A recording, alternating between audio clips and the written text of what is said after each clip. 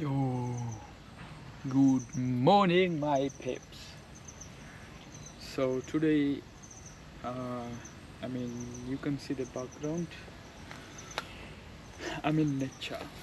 I'm in nature, and I always try to be in nature most of the time. But today, we're not exploring. I just want us to have a one-on-one chat, a one-on-one talk.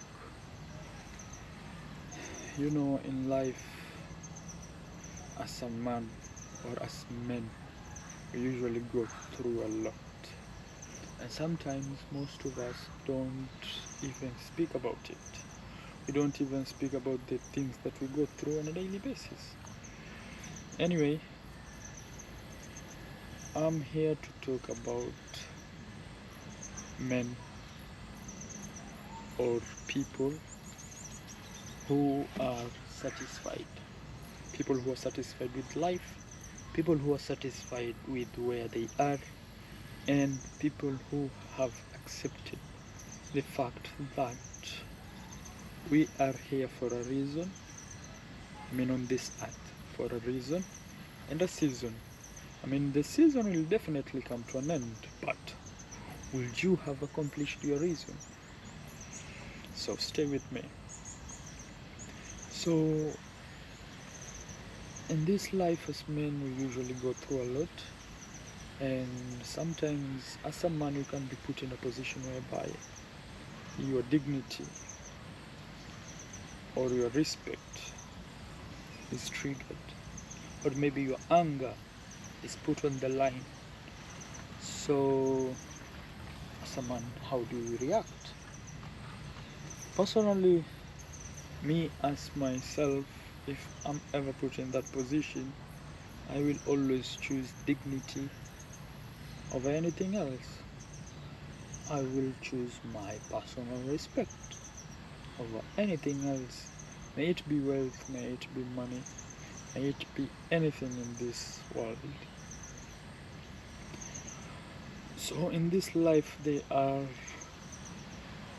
a different type of men who think that everything revolves or evolves around money and wealth, whereby it's wrong actually.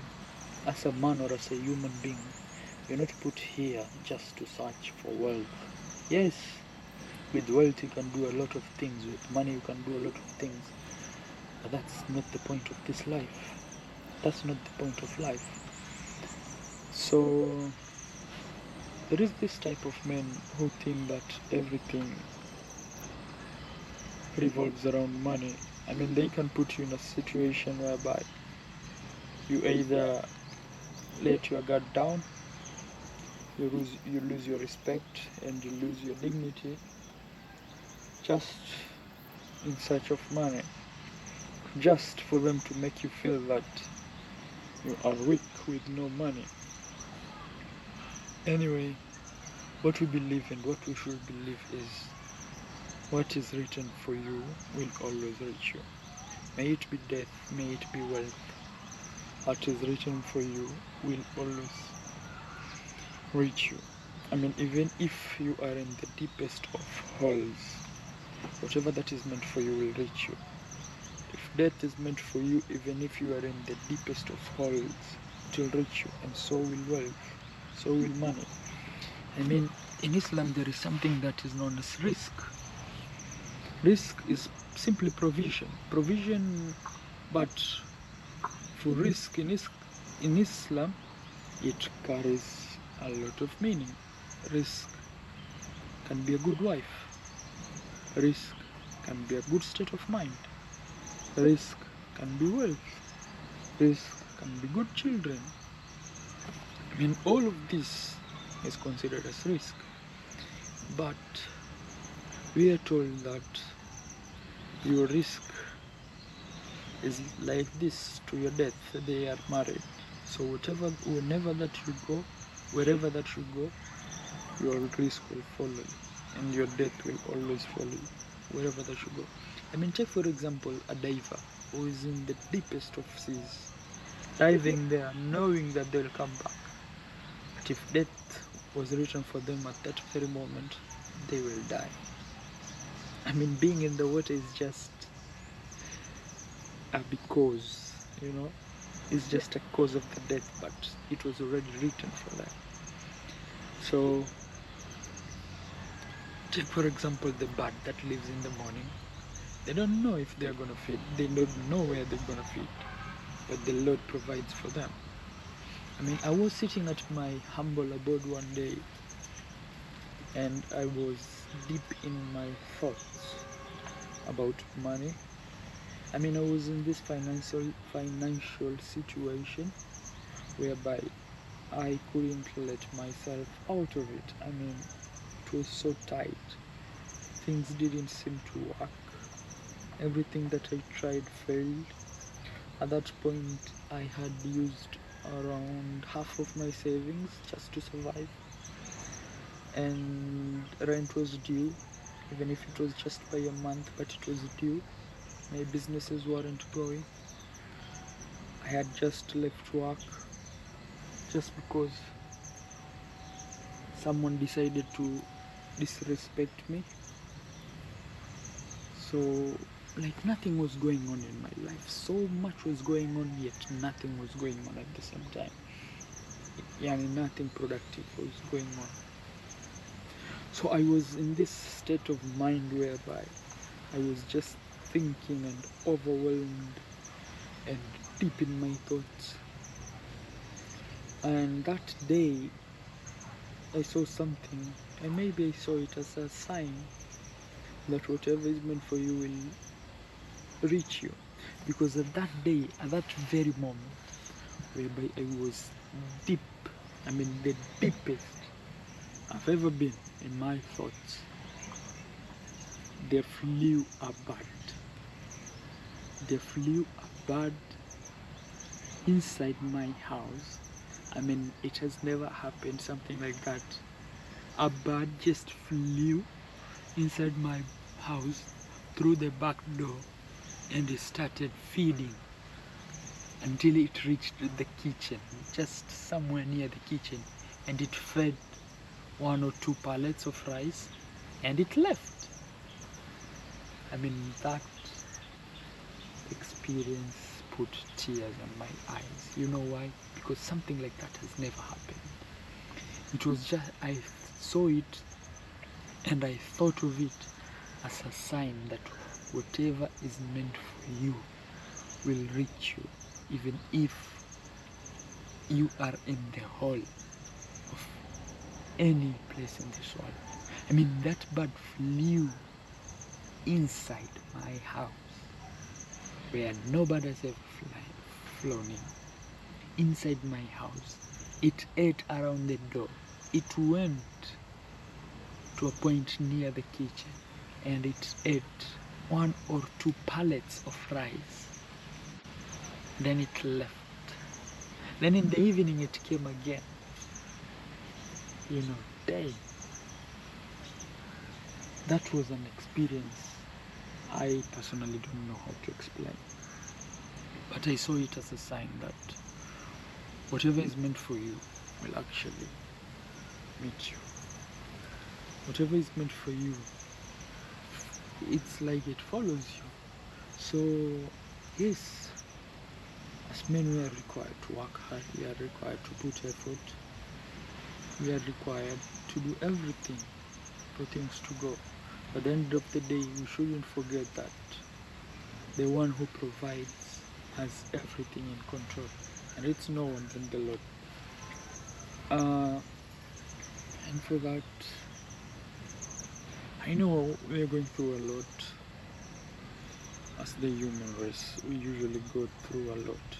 I mean, we are in the state, we are in the era whereby someone wishes that they die just because of what they go through. Someone wishes for death just because of what they go through.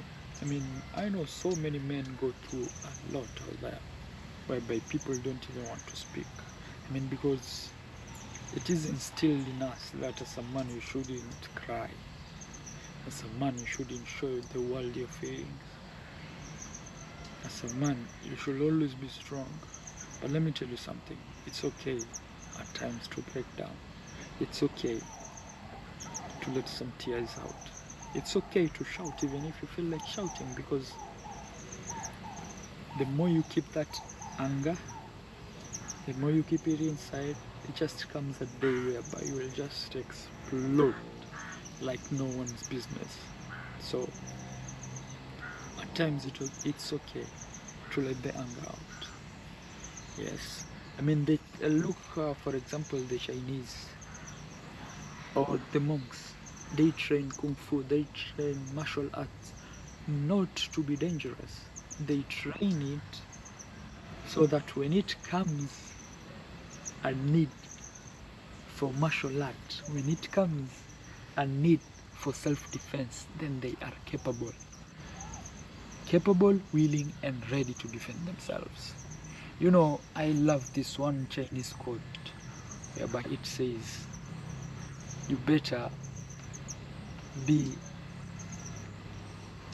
a warrior who's working in a garden rather than be a gardener in a war. Did you get that? You better be a warrior in a garden rather than be a gardener in a war. Did you get that? I said it twice, but did you get it? I mean, what does this quote say? It says that you better be capable of defending yourself. You better be capable of having the skills of something. I mean, this quote carries so much in it. You better be capable of having the skill of something that will bring about benefit to yourself and not use it, rather than being in a point whereby you have no skill, and when it comes the time of having that skill, you don't know where to get it. So you better be more in a garden, who's working in a garden, than a gardener in the times of war. Yes, you better have those skills. I mean, what does this quote even teach us? It teaches us that as men, we should be capable of doing so much things, not only about war, not only about defending ourselves, but even craftsmanship. I mean, how many of us at this time of age do we even emphasize on craftsmanship? How many of us can even make a table by ourselves? Just a simple table, a wooden table, a wooden stool maybe. How many of us can do that? It's so little of us, so few, just a handful of men who can do that. I mean, how many of us can fix the toilet when it blocks? Or do you have to call the plumber to fix the tap in the kitchen? How many of us can do that? How many of us can even fix our own tires when we have punctures? Or would you call the mechanic because it's his work, not mine? How many of us do that? Huh? How many of us can even grow their own food? You say back here there is some bananas growing. How many of us can even grow their own food? We've got some cassava over here, and there is a pawpaw standing right in front of me. But how many of us can even do that? And I also have maize over here. But how many men can do that by themselves, let alone the fact that you have money? We're not talking about that, because it can come a time by money is nothing. So how will you survive? I mean, we're not saying this to create fear or maybe to create anything in your mind, but some man, you should be capable of something. Some men don't even know how to swim. It's actually scary. Some men don't even know how to swim in this day of age. But if you are expected to go somewhere by sea and your vessel drowns, how are you going to help yourself? I mean, there are certain skills in this life, certain skills whereby as a man, it's actually mandatory for you to have. It's actually unexpected for you not to have. You are expected 110% to have them. So next time you think about being a little pussy, next time you think about being soft, ask yourself, can you, when it comes to the time, can you, you know your own situation, so ask yourself that, can you stand as a man? Can you be capable as a man and stay with or without you? He doesn't care who the fuck walks away into your life. He doesn't care who the fuck threatens you. But can you be capable as a man to say that with or without you, I can stand on my 2 fucking feet and make it happen? Can you do that? With or without you, I can manage in this life. With or without you, I can find my way out. With or without you, I will provide for my family. And with or without you, I'm gonna be successful. There are some people who have in their mind that without them or without their help, we can succeed. For some of us, it's weird to hear this, or even it's actually weird to speak about this, but let me tell you something. When you've been out there struggling, you actually come across men who think that you can never do anything in this life without their support. You can never do anything in this life without them handing you their hand. So there are those men. So basically, as someone, you should fully be dependent on yourself. Even if you're not fully dependent on yourself, but always have this state of mind whereby you know you can and you are capable of being dependent of yourself when the time comes. Because if you're not capable of standing on your own 2 feet, then are you really a man? There is a reason why you were created as a man. In Islam, we say, Ar-Rijalu Kawwamuna An-Nisa, whereby its man is superior to women. Some translate it as man has the equality of 2 females. For every 2 females, I'm talking about the brain, for every 2 brains of a female, then just equals to 1, or the strength of 2 women combined, it's equal to 1 man. It's the meaning of Ar-Rijalu Kawwamuna Ala Nisa. Anyway, that's it for today.